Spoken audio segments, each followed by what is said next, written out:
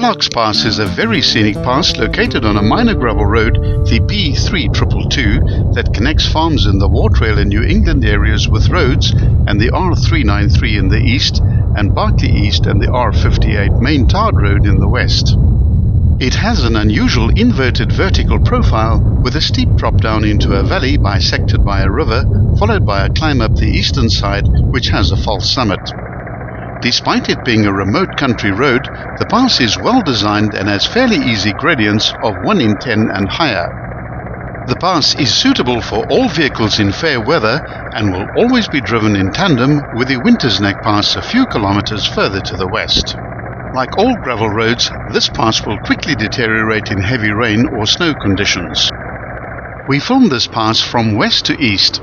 Starting from the western end and the true summit of 2,063 meters, the descent begins quite gently at first with a gradient of 1 in 20 as the road drops through a 70-degree left-hand curve.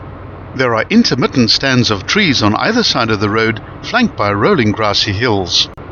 With the heading now into the northeast, the road descends steadily, following the left-hand side of a long nose in the mountain.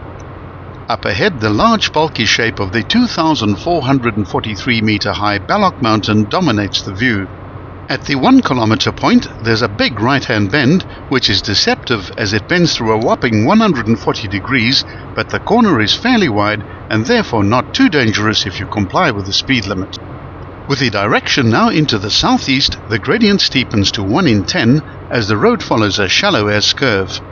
The views to the left are over the beautiful Balloch Valley, an excellent spot for some landscape photography. The best months to travel through this area from a scenic point of view are midsummer and midwinter if you want to photograph snow. At the 2 kilometer point, there's another left-hand bend which brings the heading back into the east. Along this section, the drop side of the road is propped up by some attractive stone retaining walls with some steep drop-offs. On the right-hand side are many examples of finely weathered sandstone formations, each resembling some creature or the other. In the distance lies a farm and the first of the tall cypress trees, so characteristic of this part of the Eastern Cape, start making their appearance. Balloch Mountain continues to fill the view ahead, and not too far from here is the turn-off to a wonderful guest house. The views are almost magical from this vantage point, with the beautiful farms spread out over the valley below. The names of the farms reflect the region's Scottish settler heritage. From the west you traverse Glengyle, Burnside, Glencoe and Wartrail. The Scottish roots run deep in this valley. The deep and wooded valley at the bottom of the pass is formed by the Glengyle Mountain, with its highest peak at 2,559 meters in the west and the Balloch Mountain guarding the eastern flank. Once the road clears the Floykralspruit over a concrete bridge, the next climb begins towards the false summit. If you have time, pull over under the shade of one of the many willow trees and spend a few moments at the quiet little stream, which apparently offers good fly fishing. At the 4.6 kilometer mark, the road swings sharply to the left through a 150-degree U-shaped bend. This is one of the sharpest bends on the pass, and you'll need to drop your speed to around 20 kilometers per hour. On the apex of this bend, there are some fine examples of exposed rocks. Lower down, as part of the cutting, the various sedimentary layers of dark grey shale band can be seen, and directly above it there are some lovely weathered sandstone formations with their characteristic yellow, brown and black colors.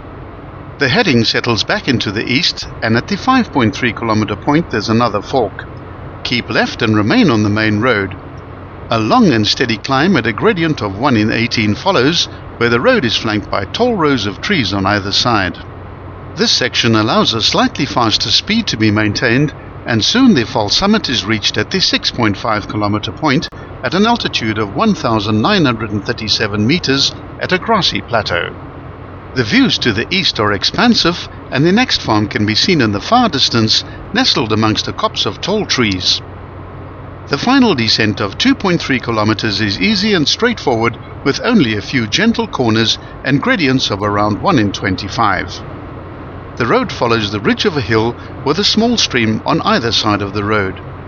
The pass ends at the junction with the R323 at the 8.8 kilometer mark at an altitude of 1,848 meters.